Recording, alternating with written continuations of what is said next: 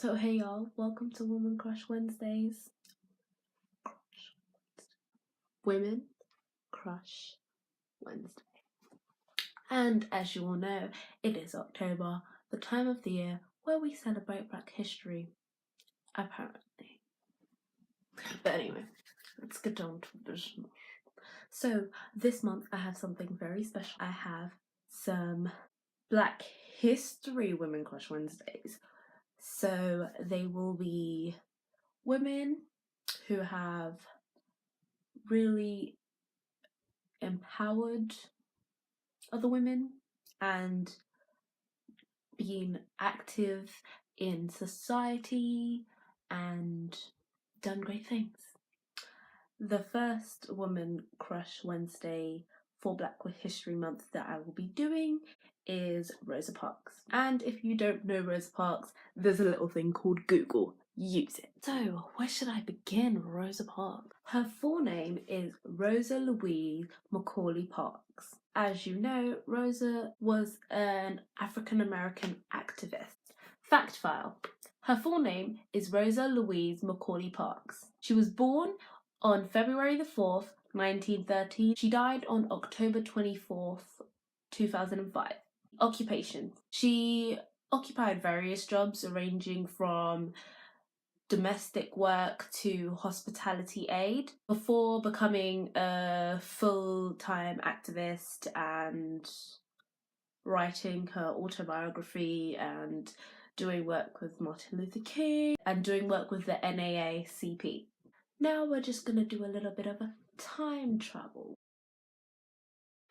So, as you know, Rosa grew up in a time where there was where America was fully segregated and schools were separated into white and black schools and buses were separated and waiting rooms were separated and cinemas were separated, and it was very separated society, basically. And growing up as a young child, she had poor health, and then her mum and dad split, so she moved in with her grandparents, and her mum. She stayed with her mum and moved in with her grandparents, and they lived on a farm. She went to rural schools around the area and so on. She was bullied by a lot of white children, and at some point she felt like she had to fight back physically because she felt as if there was nothing else that she could do, and if she did have a chance to actively fight back, then she should, and she would, and she did. She also had memories of watching her granddad outside of their house, guarding their house with a shotgun as the Ku Klux Klan marched down their street, and a very traumatizing time for a child, for any child. As she grew, she went to high school, and her husband, who was a barber and a member of the NAACP, who also raised money for them, encouraged her to go back to high school and finish up there, because only 77% of African Americans actually had a high school diploma. That's basically a simplified version of her life story. Very simple. But as she grew, she became an activist, and in the society that she lived in, it was very important to her that, she couldn't stand being treated that way anymore. What she's well known for is the Montgomery bus boycott, which was in 1955, on December 1st. So she was on a bus and she sat at the back as usual, leaving space at the front for the white citizens, and the bus got filled up, and at some point, a few stops later, a group of white passengers came on the bus, and the driver came down to the back of the bus and called those, not the back of the bus, but it wasn't at the front, it was quite towards the back.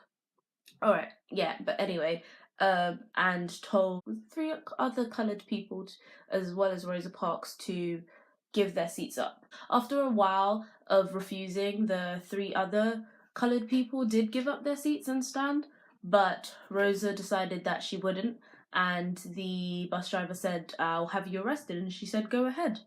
And after that, she was arrested. The case was like very publicized, and then what people don't realize is that she wasn't actually the first person that refused to move or to not get up from their seat. She's just the first person that it actually, the actual people recognized her for it, and the community came together. And then a while after that, coloured people refused to start getting on the buses because of the way that she was treated. I will continue to be doing these Women Crush Wednesday videos, so make sure you like and subscribe to my channel. And if you have any more suggestions, especially about the October ones, like put them down in the description box, just because I might think of some, and then like your idea might be better, I might do yours. And then make sure you follow me on Twitter, Instagram. I'll put my social media in the description box below. And thank you for watching.